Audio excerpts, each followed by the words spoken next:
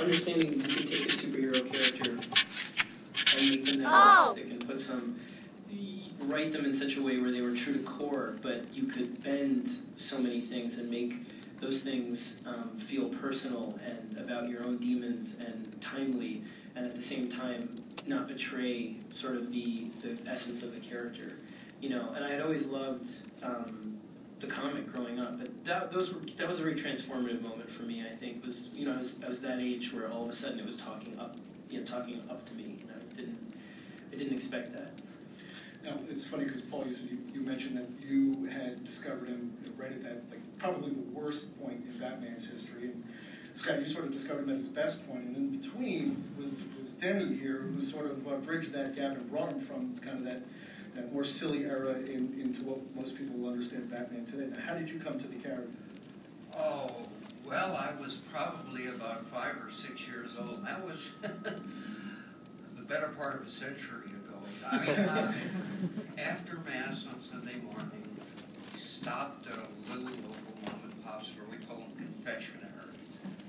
And Dad bought a quart of milk for the family, and he would buy a comic book for me, and occasionally my grandfather would buy a comic. And they were just, I was beginning to understand that I wanted to read. So they were just kind of entertainment, and I wasn't very discriminating. And then, a short time later, I discovered something that was wonderful. Other kids on Claxton Avenue read comics and were willing to trade. So we were the anti-Mylord bag. But it was good for my father's 10-cent investment. I might get 20 new to me comic books. And I remember, for some reason having Superman #1, which my mother donated to the war effort. Thanks, Mom. Put me and my kid through college. And I remember Batman, and I remember not quite getting, does he fly?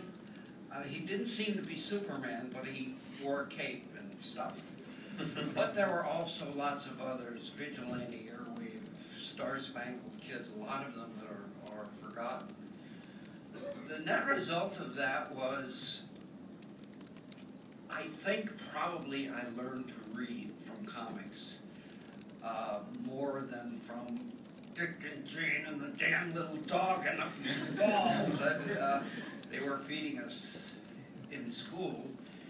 And as for professional, you know, it was a job, basically, for us. We were pretty disreputable, right? I mean... How did you end up at D.C.? How did that come about? I had a 3-month-old child and no source of income, and a wife whose major was philosophy. And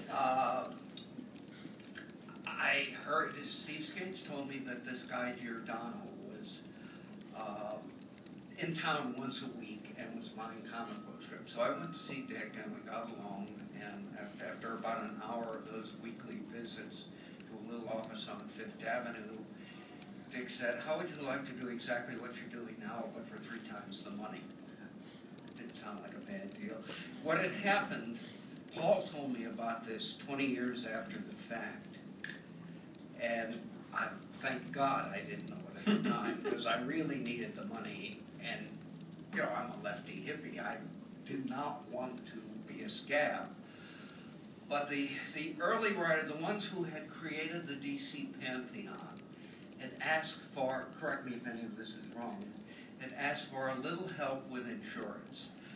To the best of my knowledge, there were no demands, there were no pickets, there was no table pounding, just, hey, can you help us? The company's response was to fire them, in effect. So when Skates and I got the offer from Dick to go over to DC, I don't know about Steve, but I guess I was thinking, yeah, they've seen the great stuff we're doing in Charlton, and decided to get us in there. Well, we were carbon-based life forms who could type. I don't know more names. But that got me to DC, which was, the company culture was revising itself. it had been that if you were a Julie Schwartz writer, you were not a Murray Boltinoff writer, you were not a Bob Kanigher writer. Those artificial bounds were beginning to dissolve a little bit. So Dick introduced me to Julie Schwartz, a long-haired hippie with probably a string shirt on, and Julie Schwartz tie jacket. You'd swear if you met him on this train from Queens that this guy was in the insurance business. But so we kind of circled each other warily, but I did a job for him and he liked it, and that was the beginning of the most satisfying professional relationship I've ever had. And when the Batman TV show, the campy one, folded suddenly, and the comics had been trying to half-heartedly follow that lead because it was having an effect on sales. But I don't think any comic book guy liked camp. Maybe most of them didn't understand camp. I'm not sure I understood camp. And when it was over, it was over. That wasn't going to happen anymore. That show limped into a third season and folded. And so Julie said, my boy, what have you got? In his avuncular Jewish uncle way. And the only thing I could think of was, take it back to the beginning. What did Bill Finger and Bob Kane start with? And add to that the expertise that the world has acquired in the ensuing 25 years. I mean, in 1939, they were really making it up. They were creating the language of comics as they went along. An extraordinary achievement that is not much credited. But what I thought I did was simply go back and, with all due credit to Neil Adams also, and do what they were doing back then until I got the editorial job and I read those early stories. And I found what we did was go back to what was implicit in those stories. After the origin story, the whole Batman as an obsessed, driven, tragic figure was there implicitly, but not on stage. By 1945, he was a cop. He had a police badge.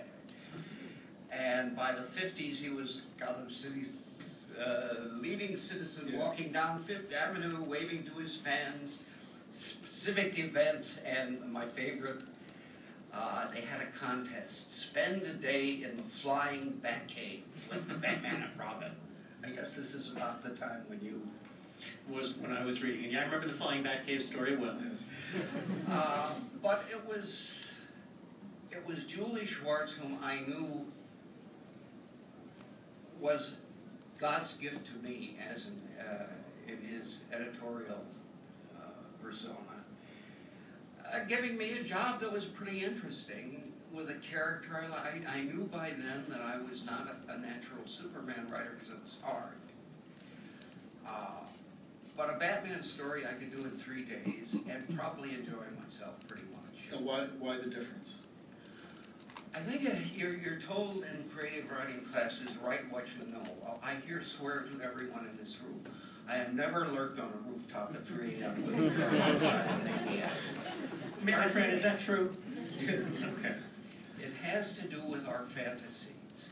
There are guys who fantasize being gods. I mean, they fantasize omnipotence and superpower. And who am I to question their fantasies, but they're not mine. I had trouble with that aspect. And from a practical standpoint, with a nod to Jim Shooter, the basis of this kind of fiction is conflict. Well, I knew from writing the Justice League, if you've got a character he blew out a sun once. I mean, this guy would have put most deities to shame. And how do you create a conflict with such a character without stopping the story to explain why he didn't solve it using the power he used last month?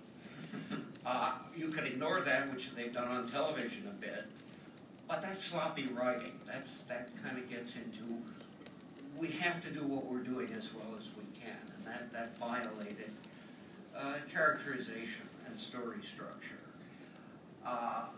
So even though I depowered him, I was finding Superman difficult. I was finding Batman something it was kind of fun to sit down at the typewriter and go to work. Now, Paul, where were you at this point in getting into DC and when Denny was starting on Batman? Where were you at that point? Denny starts on Batman about a minute before I'm active in comics fandom. I'm reading other people's fanzines, doing interviews with him he was doing Green Lantern, Green Arrow at that moment as well, and he was all over the place doing all the magic of it. And I show up, I guess about a year later. Denny's occasionally working in a little office opposite Julie's, freelance editing, things like Sword of Sorcery and Weird Worlds. I can't quite make the chronology of life work perfectly in all of this. And I'm a 14-year-old kid wandering around the office. I have no idea how I got away with this. You can't now with the post-9/11 security systems and stuff like that. But, oh, you want to pester all the editors in the entire place to ask them questions and read everything that your eyes are still sharp enough to read pinned up on our bulletin board so that you can read upside down on someone's desk? Sure, kid, come on in. I just missed the period when they would allow you to do that and hand you original art as a door prize. We're not going to give this back to the artist who created it, but would you like a whole book of it? We've got something here that we haven't published. But we were going to write off by Siegel and Schuster. Marv got all that stuff, damn him. And I'm watching all this happen and starting to tell people what's cool about it. At that point, none of the comic publishers regularly were telling their fans what was going to come out. And they weren't telling the talent when their stories were coming out, because most of the stories at DC were still uncredited. Marvel was much better about it at that time. But Marvel wasn't releasing that information in advance either.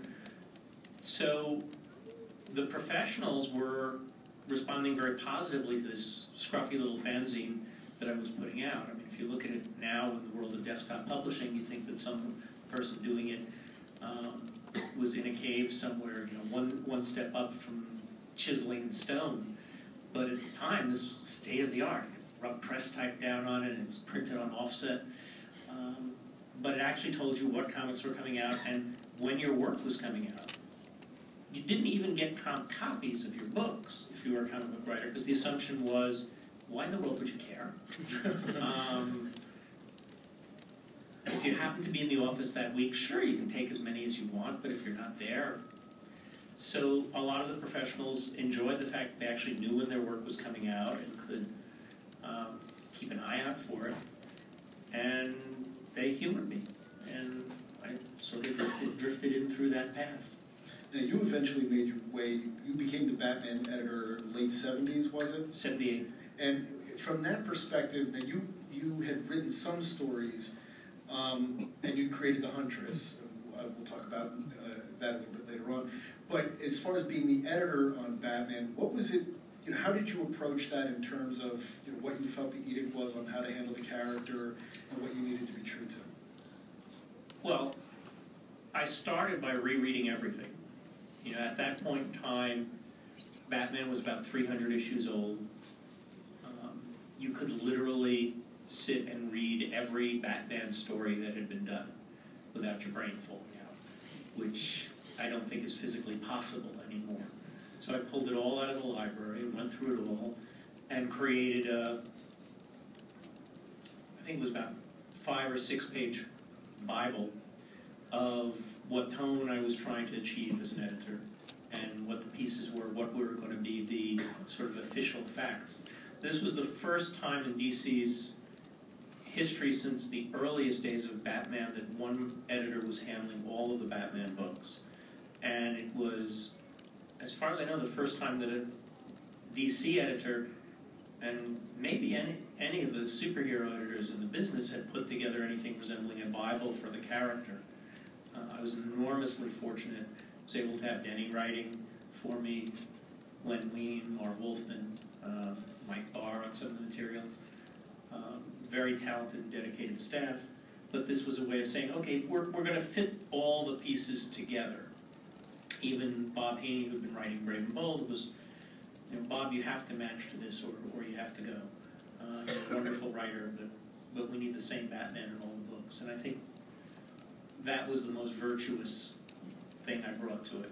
Is that something that a lot of people don't even realize? Because there was a time, and you touched on it earlier, and you sort of brought it home, Paul, is that the fact that Batman books were often handled by different editors. So you had a different character in a sense. He wore the same outfit, but sometimes he was in the daytime, sometimes he was at night. Sometimes there was no background, or things would contradict each other all the time. How important was that in terms of sort of getting Batman under control as a character? Well, one of the things that I think has changed in a fascinating way over the years, when comics started, nobody really looked for the stuff to fit together. Nobody paid attention from one story to another. Denny's experience of swapping the comics back and forth, I think, was prototypical for the first decades of the comic book business. My generation, guys like Mark Grunwald, who ended up being an editor and writer for Marvel for a long time, me, a guy whose birthday was just yesterday, I think, named George Olszewski, whose name you wouldn't recognize, but who was one of the first indexers of comics. And he was the first guy who compiled indexes of things like Marvel Comics credits and story titles and things Marvel no longer knew because they never bothered keeping records. I noticed the other morning that it was his birthday on Facebook yesterday or today. That small group of people started to care about how things fit together and wanted to fit together. And for a while, the industry was very, very obsessed with that. Whether we were a good influence or a bad influence, you can certainly debate. We've now swung, I think, to a very new point where the sophistication of the audience for the material is such that there's an enormous comfort with what I call the folkloric quality of it. That you can have Smallville with one version of the Superman mythology and the comics with another version of it, where you can have Ultimate Spider-Man and regular Spider-Man. And people are very comfortable as long as you're true to what that essence is in the parallel versions. And it doesn't make people's head hurt. Well, let me ask you then, Scott, also because these guys come from it from a very different perspective.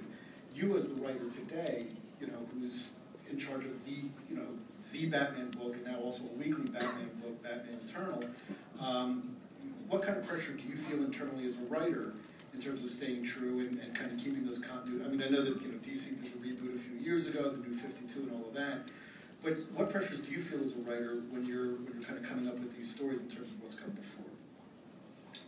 Well, it's terrifying. I mean, I almost quit when I got the job. I mean, when I started on Detective Comics, I was supposed to be writing the backups, and Paul Dini was going to be writing the features.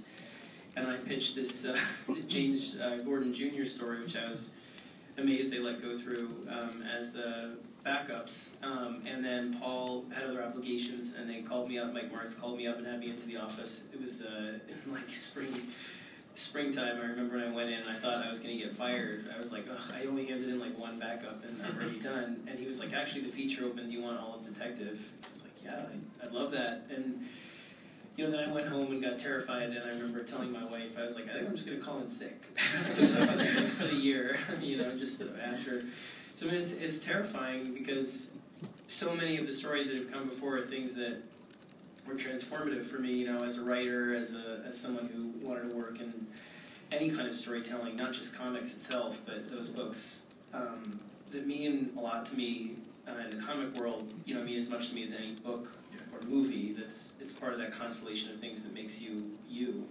So, and Batman, obviously, that for me at least cast the longest shadow in that regard. So it's terrifying. It's always terrifying. I mean, every time we start a new arc, I get really nervous, and I've always had trouble, with anxiety and all that stuff. So Greg, though, is a great guy to be with Capullo, because he's like a WWE wrestler, in a lot of ways. It's just like, because he's such a sweetheart and teddy bear, and we're really very, very good friends at this point. I consider him one of my closest friends outside of comics. But he's great, because I'll call him up and be like, I'm really worried. Like this one, it really pushes some boundaries, whatever. And he's like, drop it, we're doing it, you know, and that's it. And you're like, all right, okay, thanks for the pep talk. You know, but it's really scary. And also I'd say the challenge is just to, the legacy, I think, of the stories that I grew up on, both through Denny and Neil and then through Frank Miller, and then, you know, a lot of the stuff that was really inspirational to me is that you realize that the stories can be intensely personal, that they can be, the thing that was so amazing about reading like Year One was that I grew up in Manhattan, you know, in the Lower East Side, or down on 23rd Street by in Stuyvesant Town, and then Waterside. And, you know, we weren't allowed to go to Times Square or Central Park or any of that stuff, and there was the graffiti on the subways and all of that, you know, and when you saw suddenly Batman in that world in Year One, that was stunning, because he was, now you look back and it's become such a part, I think, of the lexicon of Batman and the lore, that it doesn't seem immediate anymore, maybe because the city has changed so much too since Giuliani, and it's so different. But that was really terrifying and interesting and fascinating to see Batman walking the streets that you knew, and to see him looking at criminals that were street criminals that you were warned about and all of that. And that, to me, is I got to meet Frank Miller for like the first time. I've been begging DC if I ever get a chance to meet Frank Miller. And I know, you know, I was like, if I have one favor to ask, can I please meet Frank Miller if he's ever around? And I got to meet him the other night for the first time, which was this humongous thrill for me. And the thing that makes him and that work so important to me is just that it made me feel as though Batman was modern and immediate, and also a visionary creation of somebody. He felt creator-owned at that moment, you know, and that is the legacy, or that's the challenge, I feel like, for us on Batman all the time, is to make the stories, that's what we're trying to do with Zero Year 2, is make it intensely personal and modern, you know, about the fears that you have in a city or in sort of modern day life that Batman would either protect you from or fail to protect you from now. You know, so that's it's both incredibly intimidating, I guess, is what it is, but it's the greatest challenge there is, because if you can flip that fear, if you're a writer and you have these books that you love and you're like, I'll never be as good as that, and you probably won't, like, I'll never be as good as that, you know, as those books, as Year One or whatever. But if you can turn it into inspiration and say, I'm going to do my best to do something in the spirit of that and try my best to make the best thing I can myself, I can kind of get over it. And then I just sort of call Greg and get another pep talk from him or whatever. Go back to the computer. Now, you were the editor in the 80s on Batman. And tell us about that whole period and what was going on with the character, and how it even intensified what you had done originally with Neil Adams. Okay, but I want to comment on two previous things. Oh, sure, please. One, about 10 minutes ago, it may have sounded like I was saying Neil Adams and I were the cat's pajamas, and we did it all. No, what I meant to say was, without, what was it, Detective 32? 33 was the origin. 30. Detective 27 for Batman. 33 was 33 the origin story. Without that, we wouldn't have done what we did. We, in a way, owe everything to Bill Finger and Bob Kane. Without that origin story, I don't think I would have taken it in the direction we did. One of the humbling things you learn is ain't nothing original. I thought Ra's al Ghul was the one thing that I absolutely created from nothing, the one truly original thing I ever did until that 3 movies ago when journalists started pointing out the similarities to Fu Manchu and James Bond. Yeah. I would pass any lie detector test and yeah, this is entirely out of my head. No. Subconsciously, I now think I picked up stuff. But it's always the recipe and not the ingredients with any work of narrative art. And Scott, I was so glad that I was not you, because for us guys, I started in comic books partially because I had no self-confidence at all, and I was a hippie with no conceivable future, and I was a rebel, kind of, by necessity, and comics were, and I had to make money to feed a family. So comics were a kind of perfect, it wasn't supposed to be good. It's supposed to be Thursday.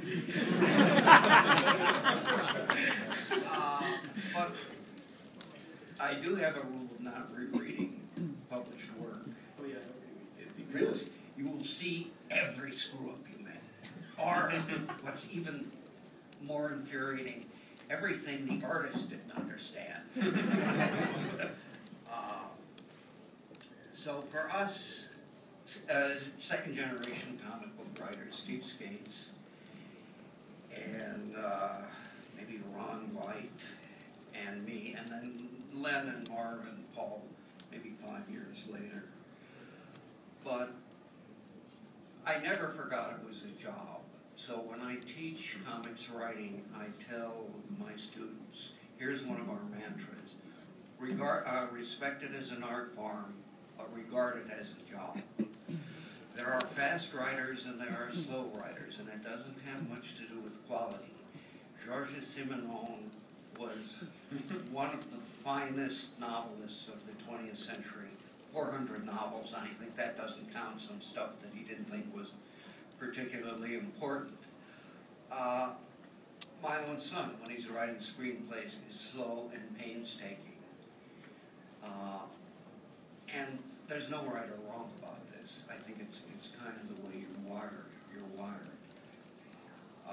As for where Batman was when Paul and Dick and Jeanette Kahn very generously decided to take a chance on this guy whose career had pretty much flamed out by then,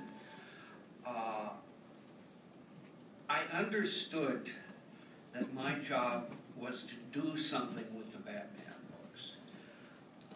Because for whatever reason, people were not, you undoubtedly know exactly what this is about, but there was dissatisfaction with sales, with reputation, whatever. We were talking the early to mid-'80s, just prior to 85, 86. We had gone through a period, I don't even know that it was a matter that the sales were particularly worse than anything else, but they weren't better than anything else either. Batman certainly was not a flagship title. And probably about 3 or 4 people had edited it after me. Dick had done it hands-on for a brief moment, Len for a moment. And it was qualifying for that Thursday rule. A lot of the stuff that was being done was competent professional work, talented people. Gene Colan had drawn a lot of it through some of that time, wonderfully talented man.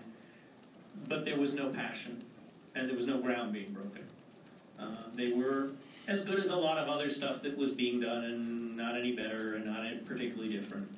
And I think one of the interesting moments about when Denny came in was the combination that comics were changing. It was the first moments where the comic shop was really our central market. So we viewed our readers as being older and more intelligent and interested in things. But Denny was also both a deep thinker about Batman, but someone who was utterly willing to screw with the formula. And whether it was working with Frank on Dark Knight Returns, which was Frank's masterwork, certainly, but an enormously interesting editorial set of challenges to keep the team together, to keep the project together, and to figure out what the new boundaries were. Because as groundbreaking as it seemed to Scott, coming into it as a 9-year-old, it violated every rule that DC had enforced for 40 years before. Well, which of these are okay and which aren't? And a less courageous editor than Denny or Dick wouldn't have felt comfortable walking into Jeanette Kahn with Frank and saying, "Look, we're breaking this up now. We're breaking that." And certainly a less courageous publisher than Jeanette wouldn't have done it at all. And at the same times they were really changing. A lot of it was just the times. Jeanette came in at age 23. Jeanette Kahn. Yeah. The old guys knew how to do comics. I mean, I throw no mud at them at all. They had been doing this for 20 years, and it worked. It did what it was supposed to do. They met the parameters of the job as presented to them. They also, as I said, Shelley Moldoff, who did a lot of ghost work back then, said, well, I had a family to feed, and the guy's checks pass. And it was, a steady paycheck. So in Mike Uslin's movie about us old farts, do you remember what it's called? Anyway, he interviewed a lot of us fossils, and even Stan Lee said that when he was starting out, if asked what he did at, say, a cocktail party, he would equivocate. I work in publishing. I'm a magazine editor. And he said if they pushed him into a corner and wanted to know what magazine, comic books, and that terminated the conversation. Off they went. We were really, really disreputable. But the advantage of the people I've mentioned is that maybe Dick and Jeanette and I had never been fans, so we didn't have an emotional investment in the way it was, the way the creators at the time had. And later, as an editor, I remember one conversation where a writer said, but I'm doing the Batman you did 20 years ago. And I said, yeah, but I'm not. The reason these characters have survived and prospered, I'm sure there are complex of reasons, but from an editorial standpoint, they have evolved. I probably loved Batman when I was 6, and it was maybe Dick Sprang or Shelley Moldoff. It could have been written by any one of 6 or 7 people, but I liked it a whole lot. And if you guys were publishing that today, we would be having this convention in a phone booth. That's very painful to guys like the guy I'm thinking of, because Batman was much more important to him than me. It was a job, and for the last 15 years, it was the best job on this planet. I had so much satisfaction and so much fun earning a living. But where it started was as a series of problems that I had to confront as a writer. Not this thing that, my father's a drunk and my mother left town, and this is the one bright spot in my life. For me, it was an unimaginably interesting job. But I don't think I ever forgot that it was a job. So when I didn't have as much to do with Dark Knight Returns as I would have understood from what Paul said. Maybe I misunderstood. But Frank and I were pretty close friends then. My son house sat for him once in a while. And when he told me about year 1, I thought, this would do what I want to do. It would send a message to the readers that this is not your father's Batman. In fact, I did a house ad which did that. So I talked to Frank and Dave Meskelly, and we made a deal. I think Paul was in on this, that if they allowed me to serialize it first, then they would be taken care of financially, and they would have the whatever prestige came with a hardcover publication and all of that, and they very generously agreed, and it was dead on. I could not have devised a better way to say, look at this again. You may think you know Batman. And, it kind of grew from there. I came across an essay by Alfred Bester in the Science Fiction Writers of America magazine, in which he wrote about the benefits and joys of writing obsessed characters. If you've ever read his superb novel, Star Is My Destination, there's nobody in American literature who is more obsessed than Gulliver Boyle. And I thought, wow, Batman, perfect. It's like the lens got turned and it all came into focus. That was the where I started from in 1985, and then I was blessed with getting such good people to work for me. Cooperative, professional, talented, funny. It was not a painful thing to get on the E-train and go to work in the morning. Now, let me ask each of you, because we've talked a lot about the behind the scenes, but about stories. Paul, as far as the stories that you dealt with as a professional, as far as Batman goes, what are the ones that you're the most proud of?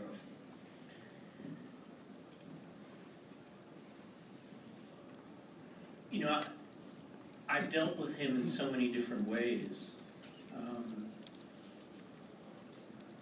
I think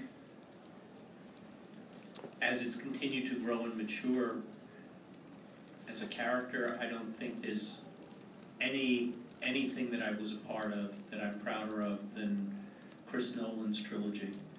In relation to,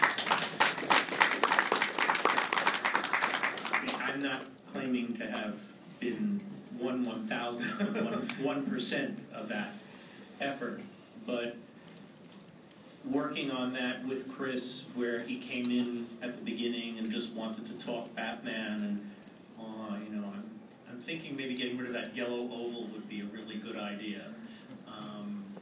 You wouldn't mind, would you?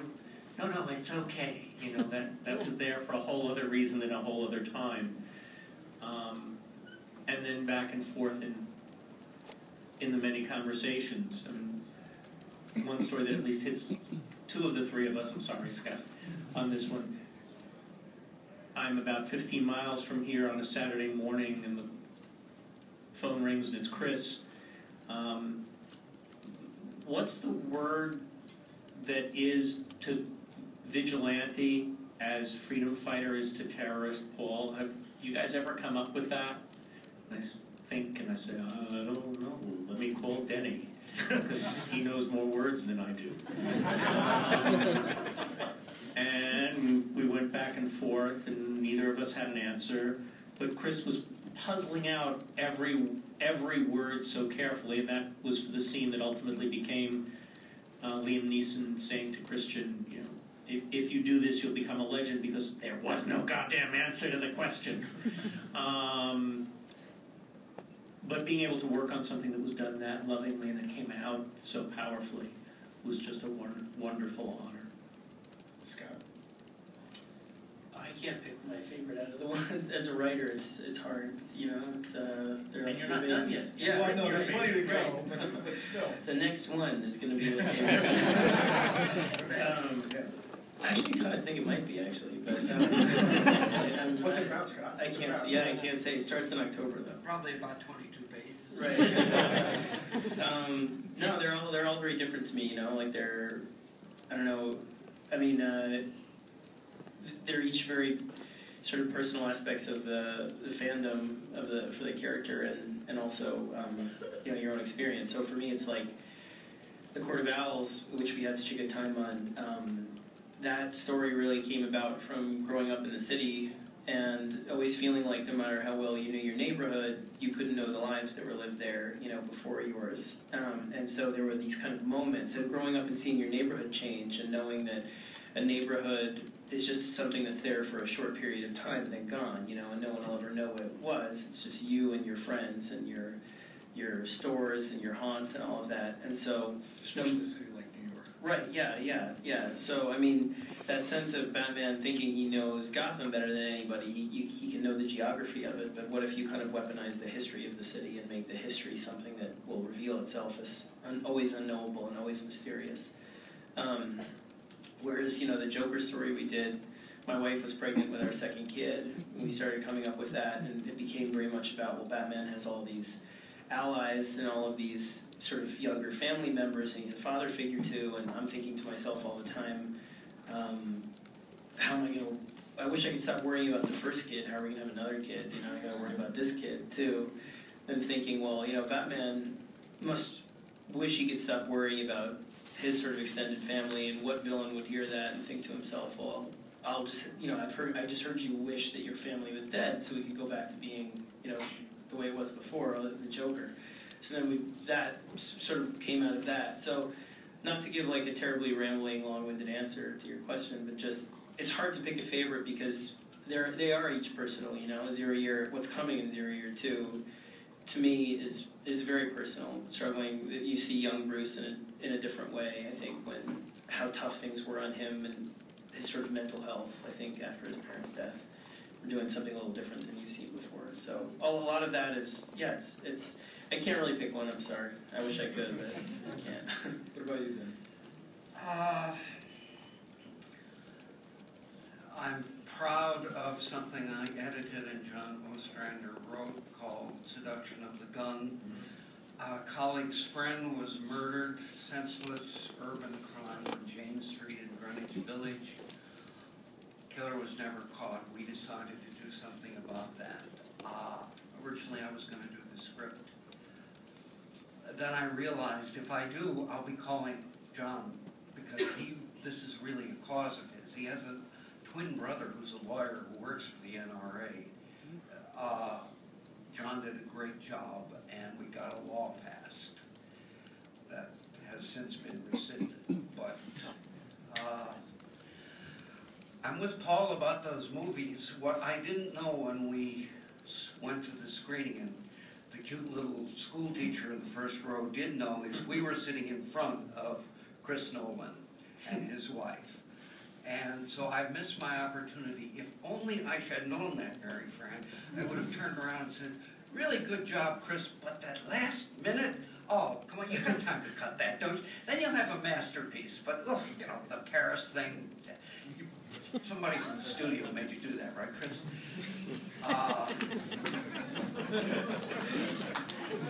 I like that part, actually. Well, those are stories about redemption. Yeah. And those of us who are Christians or failed Christians or no Christianity know that none of the above over here. Killed at the end. Yeah. And of course, I once left DC to take a job with Marvel. And I was cold. I did it for professional reasons, and I did it because of things in my life. And I thought, well, a comic book is a comic book so I wrote what was the last Batman story, knowing full well that Julie would either change the copy or find a way around it, which is what happened. But I did find myself running around Washington Square Park at 2 in the morning in a driving rainstorm, kind of coming to terms with the fact that I was never going to do Batman again. You cannot help but after a while having an emotional investment in characters. Batman was what I thought about for 30 hours a week for years and years and years. I have my own private Bruce Wayne biography, which will never see print, because you have to make it make sense to yourself, and it has to be something that you find congenial. It has to be the thing that you would read if you weren't writing it. I don't necessarily like that. On the other hand, I don't know. I know novelists and screenwriters and TV people. They all, have some version of that. You have to remember it's a job. And it's a responsible job, because if the writer doesn't do his job on time, then the penciler doesn't do his, and the inker doesn't do his, and the colorist doesn't do his, and on down the line. You have no right to do that. But somewhere deep inside, if you had wakened Shelley Mouldoff at 3 in the morning and said, our comics aren't for me, he'd have said, yeah, like that. And Will Eisner knew absolutely from age 18, even though he was doing commercial stuff, that this was an art form, and he spent the last 30 years of his life demonstrating that. Just one last question before we open it up to a lot more people here than I even realized. for questions from the audience, because there's one thing that I think that you mentioned in a different context just about responsibility. But, and Paul, I know you could speak to this also, but tell us about how the whole thing happened with the death of Robin back in the day, and the ramifications of that, which are still felt today, actually, 30 years later. But tell us about how that came about and what the aftermath was like.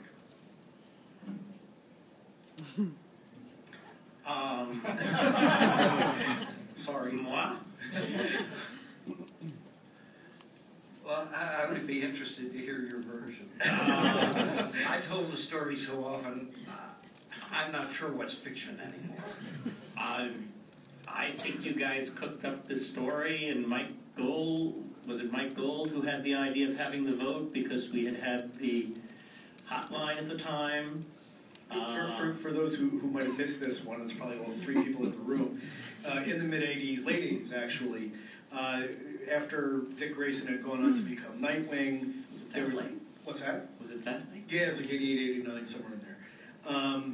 And DC, in all its wisdom, there was a second Robin named Jason Todd, who nobody really liked all that much. They had, if you remember, 1-900 numbers, and they had a vote. And it was like, 800. Was it 800? No, I thought it was a 900. It was a moneymaker, wasn't it?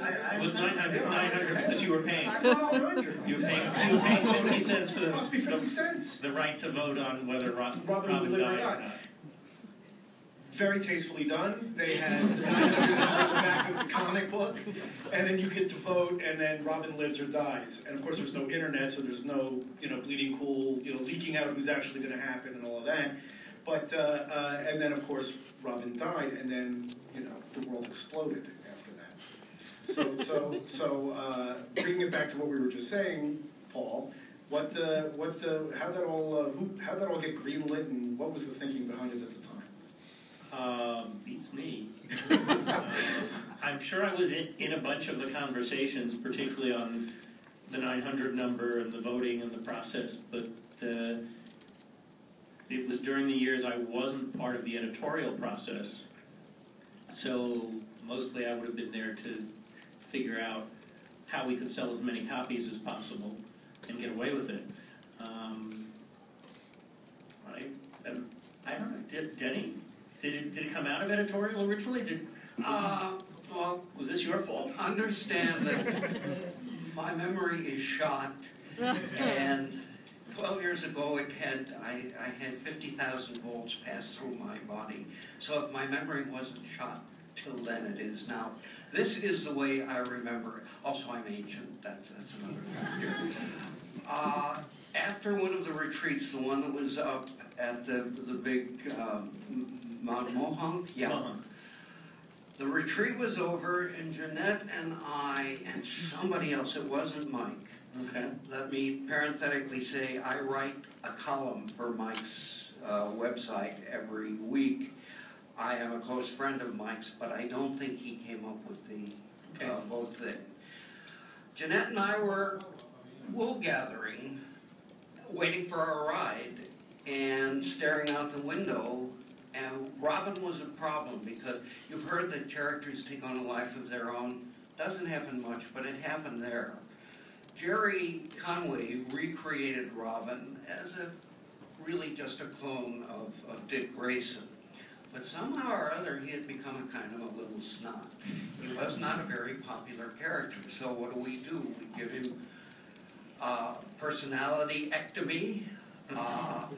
We figure a way to write him out. And I don't know if it was Jeanette or I, and I'm not being humble or modest. I really just remember 2 people in a room. One of us came up with, let's let the readers decide.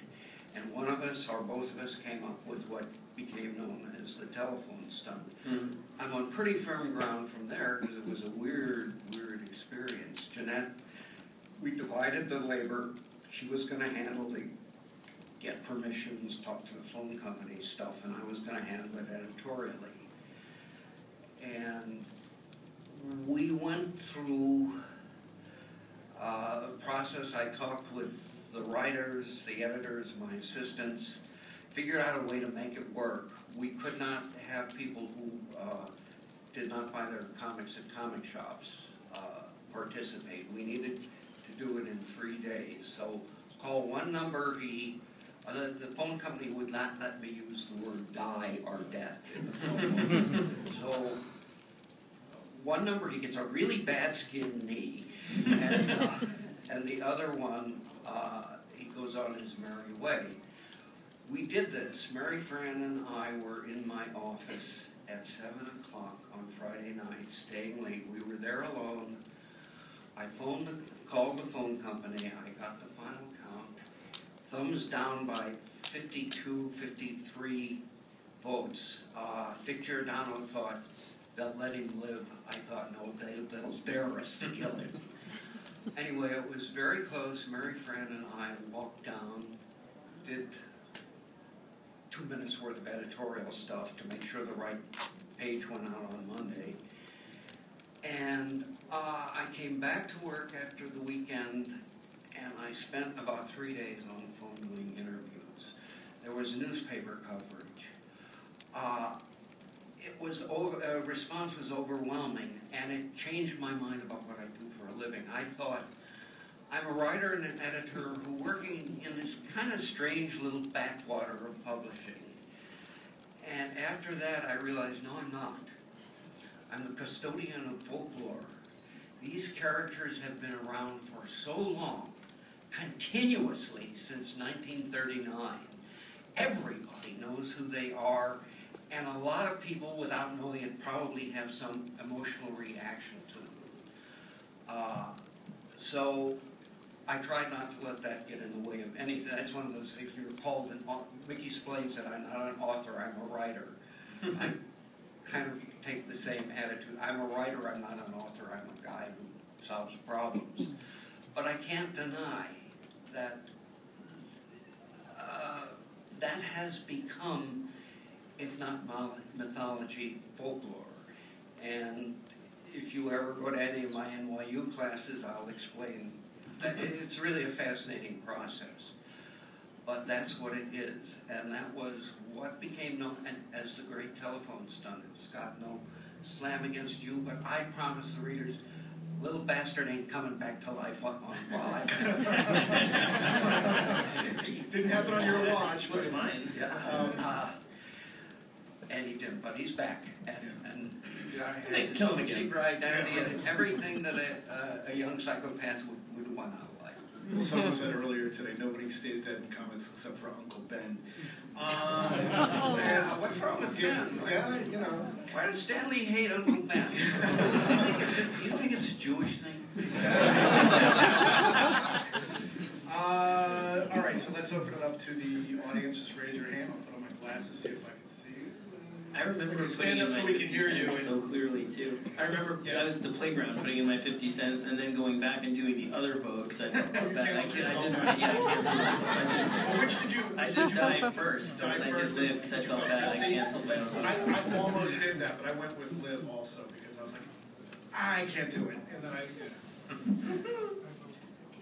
then Jason Todd, that's a Jason Todd Red Hood shirt actually there. So there you go. Two things. I enjoy your work. At 41 years old, I'm still buying this college in the house. My wife said, why? It is what it is. But we have a whole generation of Batman fans and other superhero fans now who are growing up thinking the movie is the Bible. And they will debate you teeth to nail about it. The fact that throw blows out in the desert, killing time. Some of these kids will want to throw blows at you. Or this is the Bible. Whatever. Go build sandbags with it. Listen to them do that. But you get to that point where the whole generation, they don't understand or appreciate what you guys did to say, keep Batman going. I want to say thank you for that. I also want to say you got me in trouble with that 1-900 on my parents. How many times did you call? Oh, it was quite a few times. What do you have to say about people now they're using the movies as their Bible for comics? Scott? Me? Yeah, sure. You're writing him down. Well, I mean, I think the fun of it is, as Paul said earlier, I think for me, I grew up in a time where continuity was very important to me, both Marvel and DC, and I loved the interplay in the shared universe. But as a writer, it's very odd. There's sort of a dichotomy where, on the other hand, you don't want to be bound by continuity, and you love to be able to do stories that sort of exist outside of it in some ways. And I think my position on it has changed in the way that I feel oddly okay seeing different versions of Batman and his origin in multiple platforms all the time, and they're all sort of real to me in different ways. And part of it, I think, is just a matter of, like, you know, you were saying, Denny, working on that character long enough, he becomes personal to you. It becomes your version. And when I first started writing Batman with Bruce, my version was my version, but it was still sort of an amalgam, I think, of my favorite versions. And then as I was going along, you start to realize you have your own origin for him, you have your own death for him, and it's yours, and it begins and ends with you. And when that happens, it feels, I don't know, it feels really wonderful and scary at once, because you realize he's your character, even though he belongs to everybody, and he's absolutely doesn't belong to you at all. That version of him is yours, and it can coexist with all the other ones. So it's sort of fun to see. I'm always like first in line to see how someone else does it. You know, so I don't mind people loving or finding other versions of him in other medium either, just because I just think it's fascinating to watch if someone does it in a way that's personal in their own. To see it reborn constantly is interesting to me. Have you been in the loop? Oh, sorry, go ahead. That's true as long as you maintain storytelling discipline. If I have a problem with television and with comics, it's that you can't tell what's going on. I mean, we did a lot. We did a 2,000 word page continuity the last year I was there, but we worked very hard to make sure that everybody always knew what was going on. I once had to, in a novel, find out who killed Superman, and I read like a whole bunch of comic books. Finally, I called Weezy Simonson and said, "Who killed him? Give me a proper noun." That's all I need. Lost is the best example on television. They evidently didn't really know how it was going to end, and so almost everyone was disappointed. When Mary and I got back together after taking a little break in our relationship of 30 years, she was teaching school, and her brighter kids liked certain Marvel titles. So Mary, who liked comics, I gave her a subscription to Mad when she was 17. When we got back together, she was 47. She still had the subscription to Mad.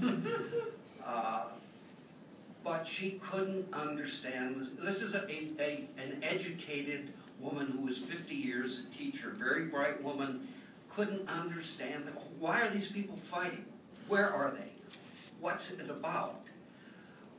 Archie Goodwin, the late and much beloved Archie Goodwin, said there was virtually no quality control in the 80s.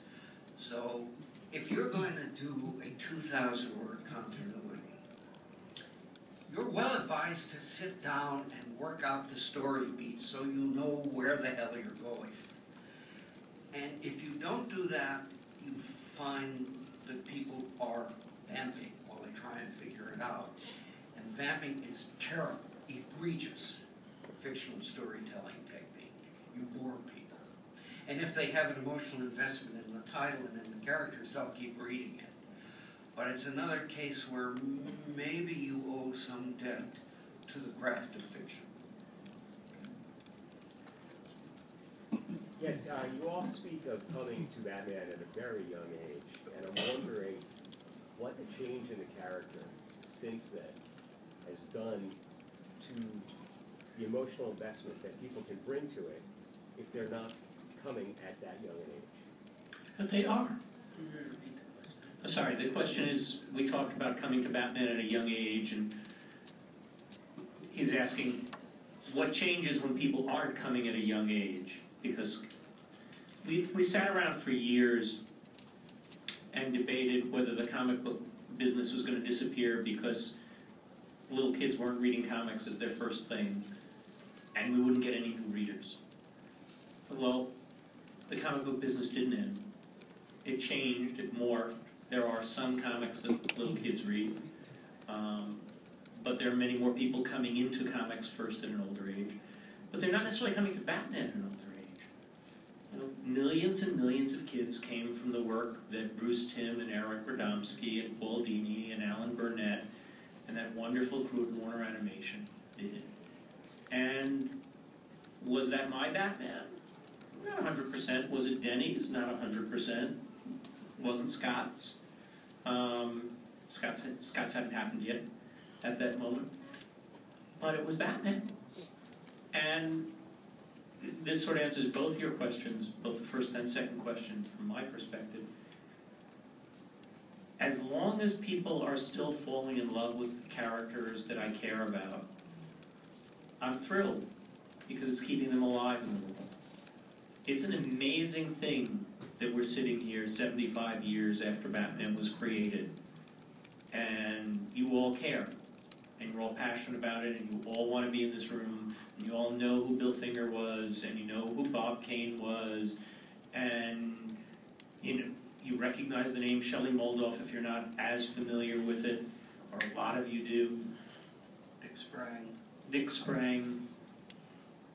None of these guys expected you to know this 75 years after they did that work. None of them would have bet a nickel that 10 years after they did that story, anyone would give a damn. And those of them that lasted were thrilled. You would sit with a guy like Dick Sprang, who did so much brilliant work in the course of his career, none of it signed, none of it credited in comics, only identified years later in his reprint work. And he'd sit at a convention like this and see, these people know my work so well. How did that happen? And he was thrilled. He was one of the very few writers and artists I ever worked with in the business who forcibly picked up the check when we ate. And wouldn't accept DC paying for it, because he was just so thrilled to be in the environment where people still cared. And it's wonderful that there was magic in Batman, and you share that magic. And if you're sharing it a little differently than I did, if there's someone in the room who loves Bruce Timm's version more than Dick Sprang's version, well, we can go outside and find out who was really better. But I'm so glad you're here. Here's the secret of that. By my count, there have been 5, arguably 6, different versions of Batman, from the wealthy playboy to the dark, obsessed, I don't know if he's committing homicide nowadays, is he? No, but some of the great recent stuff is not right. And there was the Batman of the 50s. None of that is wrong. Those aren't bad stories. They are stories that were appropriate for a time and place. I can't read 50s Batman with much pleasure. I've read enough to get a sense of it when I started the editing gig. But people can get, that's not Batman. Well, yeah, that is Batman. That's the reason this character and the others I mentioned an hour ago survived and prospered is they have been allowed to evolve. With all due apologies to the state of Kansas, there is such a thing as evolution. Nobody has figured out a way to do the Shadow successfully. It could happen, but that character did not evolve. And an even greater example is Doc Savage, enormously popular in the 30s. The 1 or 2 movies made were kind of dismal, and they can't make it work. What Batman and Superman and Wonder Woman have going for them is mostly just because of people working under tight deadlines, use what's in the air. I wrote a novel that took me 3 years to get through it. That's a luxury that people working for the media don't have. You have to have it fast, and that doesn't in any way mean bad, but it is a condition. So you don't sit and mull and delve into the philosophy, you tell your story. And in the 50s, the story was that of Middle America Chamber of Commerce. In the world in which we live now, it's a story of fear and uncertainty, and the characters reflect that. The last Superman movie came in for a lot of static because it was dark. Well, yeah, it was, because the Superman reports would be totally inappropriate for this audience. So earlier we were talking about dead Robins, right? So we have Davian, who's gone, and now we have Harper. How did you make the decision not to make her Robin, instead make her the Bluebird? Oh, he asked about a character that we created called Harper Rowe, who's a young woman in Gotham who just sort of is about to become costumed. And there was speculation, I guess, that she was going to be Robin, but she's not. She wasn't ever really designed to be Robin. I mean, for me, it was more about, she was both because I wanted to create a character that would give me the kind of perspective that I always loved seeing, both in the television show and in the Paul Dini, Alan Burnett,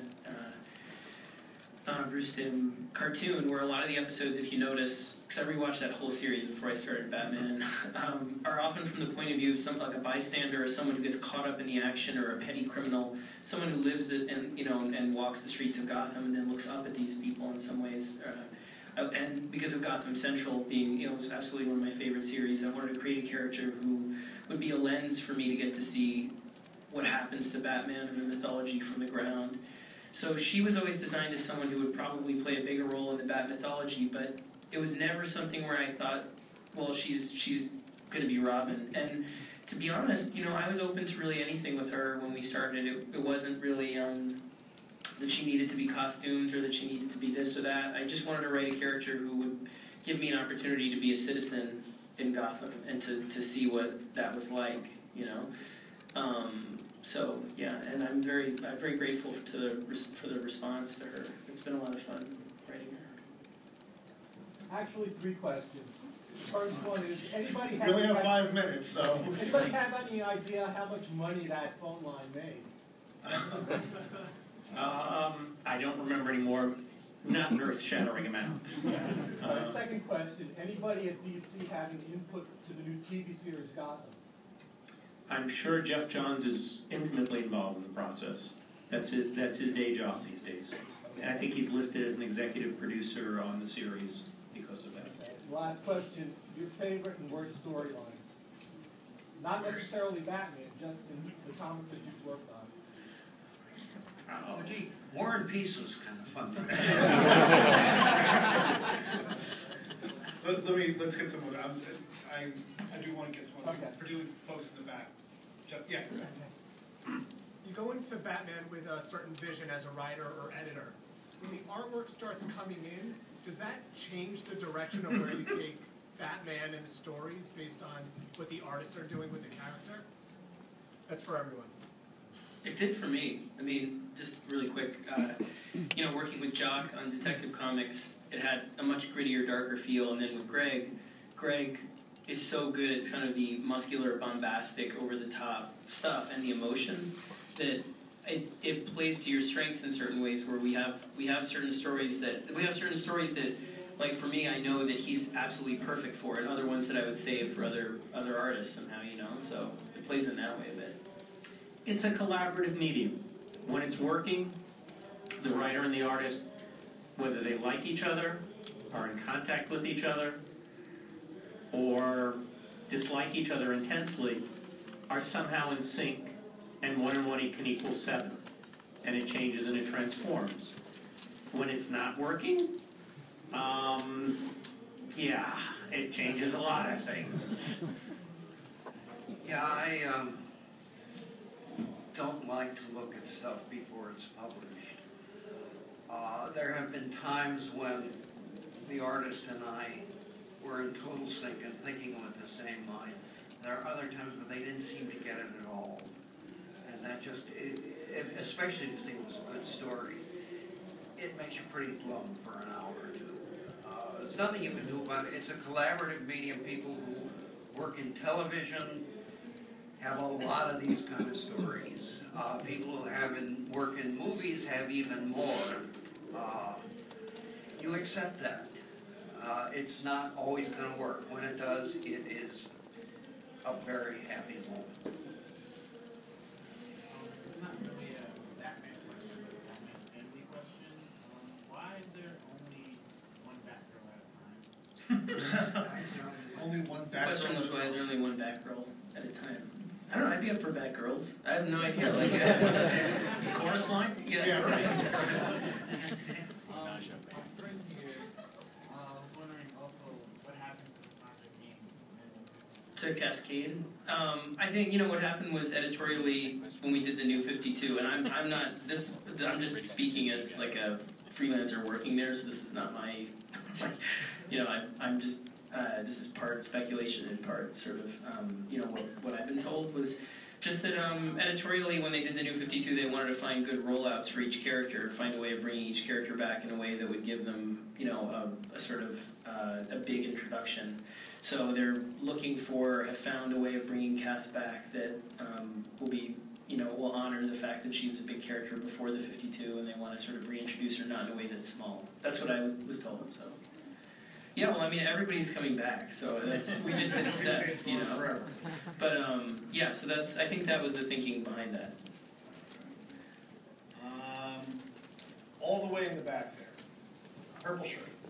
Talking about like new characters coming back, but will there also be like in the future just new characters that are totally new costumes in the Batman family? Any new characters coming in the Batman family? Yeah, we're trying hard. Yeah, we did just, you know, Harper, and we're doing, and Cullen, and Cordovales. I mean, we're trying to create a lot of new stuff for you guys, you know, so we really hope, you, you like what we have in store. Okay. One last thing. I see a gentleman there all in black. If you want to stand up. You've got a question for us here. I figured this is the way to end this. So, sir, give us your real name, if you would. Bruce Wayne. Okay. Do you need a lozenge? I'm not going to do the voice. Okay. What's, do you have a question, or do you just... I had a question real quick. Okay. First off, thank you guys for helping, you know, keep the legacy alive for so long, you know, having contributed, you know. Secondly, Scott, speaking of Harper Row, I recently discussed with my lady that that's the perfect name for one of our little girls when we have one. So, thank you for that. And lastly, we all know about Batfleck. We all saw the suit. I'm curious to hear what do you guys think about the new suit, and who is your dream, if ever, pick an actor to put in the wear the cape and cowl? Who would it be? Me.